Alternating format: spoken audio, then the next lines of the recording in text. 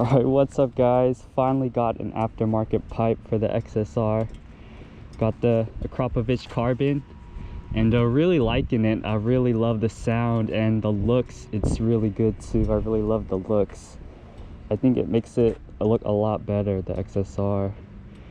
And the fit and finish on it, it's really good too. It had no issues at all. It fit together really nicely basically. And I put it on actually a couple weeks ago.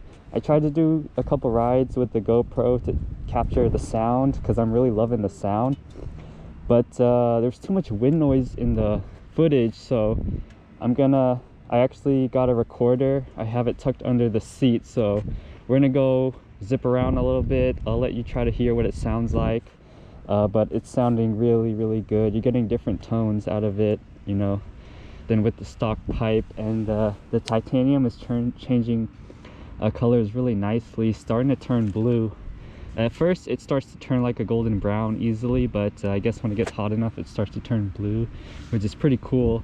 And I was having a hard time actually picking between the titanium and the carbon, but I really like the look of the carbon.